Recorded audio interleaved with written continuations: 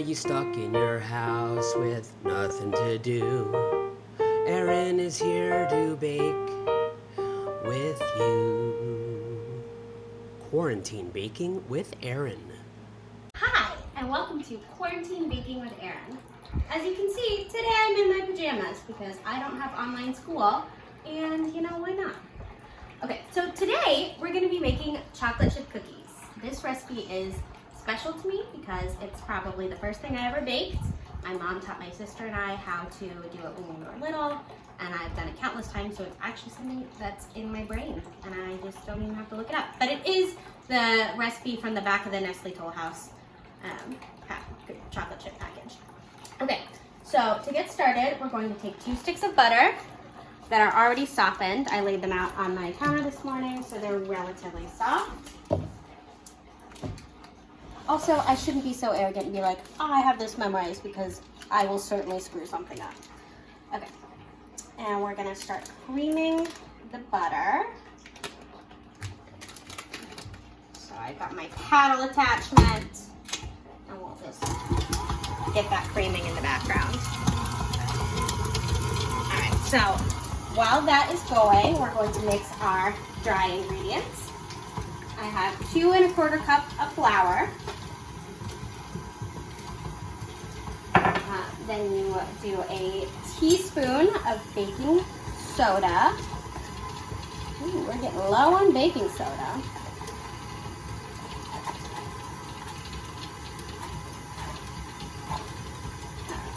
Teaspoon of baking soda, and then a teaspoon of salt.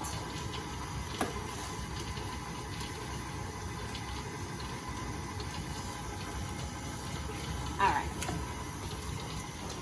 And then just mix this together, disperse the baking soda. All right, and that's the dry ingredients. This recipe is relatively simple to follow. Okay, and our butter looks really creamy, so we're gonna go ahead and add the rest of the not dry ingredients. So I have 3/4 cup tightly packed brown sugar. Quick poll, who knows what a brown sugar bear is? I think this is maybe just a Midwestern thing, because I went to the cooking store a couple months ago when we weren't in quarantine and asked them for a brown sugar bear for my brown sugar, and they had no idea what I was talking about.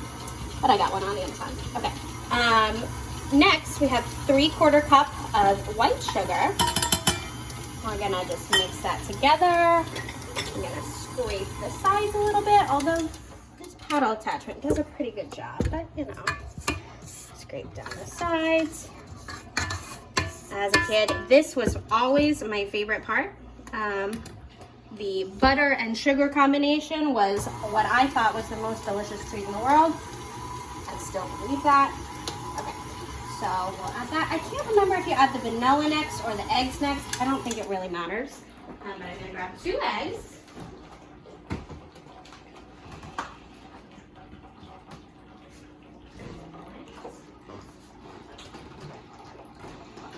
2 eggs. I think you're supposed to combine them in one at a time.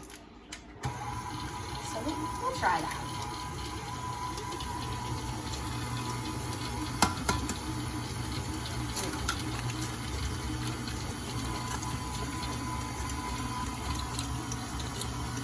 And then, of course, it's a teaspoon of vanilla, but we're gonna do this. All right, that's me being very, I was being very conservative there. Okay, so this is all mixed together. This was the second best part. My mom would use beaters, like a hand mixer, and then Kate and I got to lick it. It was awesome.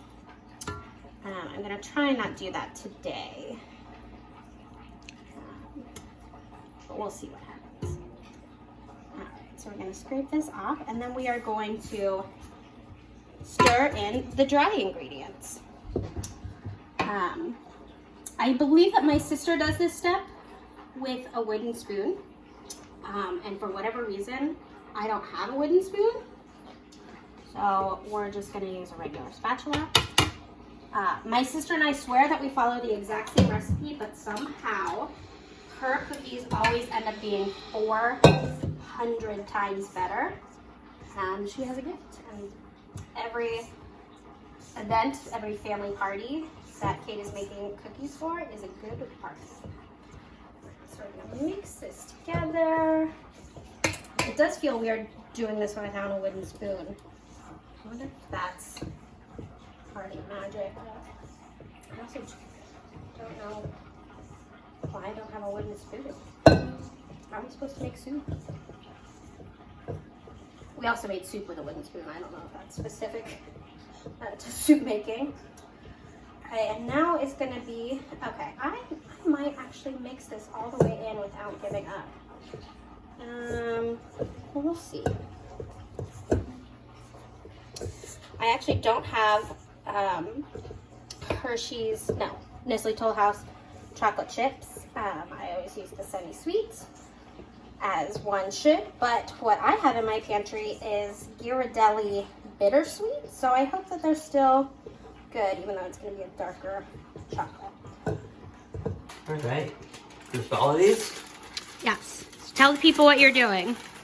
I am pouring in this bag of Godiva bittersweet chocolate into the cookie mix.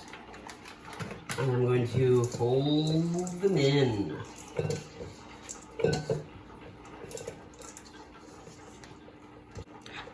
I also have in my life just used a mixer for every part, but again, Kate's cookies are so delicious and she does it by hand, so we're gonna try and follow her wisdom. It's not as easy as it looks. It's No. kinda, That's it's why a stiff mixture. that's why I would use the mixture, because it's boring and takes, you know, it takes some real gumption. Gumption's right. All right, do you think that's good? I do. All right. All right, so now we are scooping the mixture into a cookie shape. If you don't have a scoop, you can use 2 spoons and just kind of go back and forth between the spoons to make the cookie shape. And I try and be pretty, give them a lot of space to spread out. My cookies tend to spread, although Kate's cookies tend to not spread. I'm not throwing shade at Kate. I'm so impressed by her cookies. I'm also tapping them down a little bit. I learned at that summer that I was baking bread and cookies for a month when I was working at camp. That this helps them not spread as much, I think, is why we did it. All right, so that's 1 cookie sheet.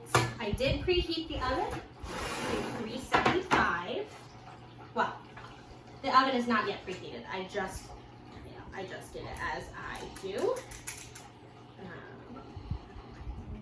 Scoop it away. Cookie baking is actually very important in my family.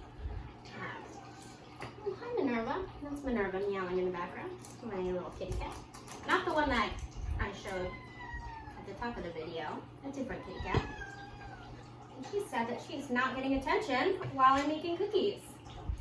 I understand, Minerva. I love attention. Cookie making is important to my family. Especially at Christmas, my mother, I don't remember what the record is, but my mother gives out quite a number of cookies. I believe the highest count was maybe 90 dozen cookies that she and my sister and my aunt and my dad and my brother-in-law and the whole family baked.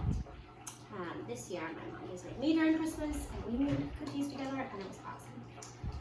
Okay, so this is, well, it's not quite yet preheated. So we're gonna, this is what happens when you don't preheat your cookies at the start of making them. You have to wait. So our oven has preheated, so I'm gonna put these joyful treats into the oven. Again, it's at 375.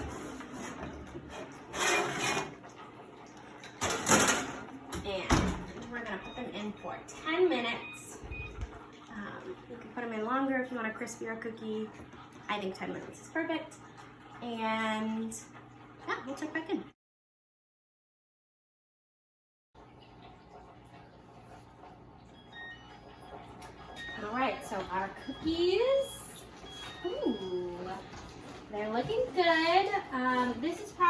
point in which I would take them out. Again, if you like your cookies a little bit crispier, you can see that they're a little bit lighter in the middle. I think that this keeps them soft.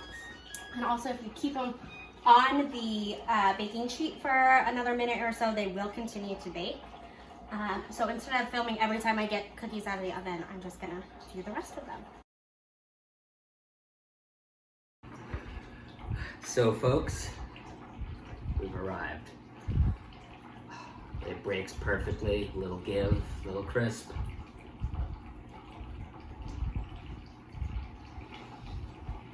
These are truly special. All right, now I'm gonna try it. Tastes like they should. They are very, very, very good. What would you give them? 26 out of 9. I'll give them a 10 out of 10 because they're a childhood classic. Bye. Well, are you stuck in your house with nothing to do? Erin is here to bake with you. Quarantine baking with Erin.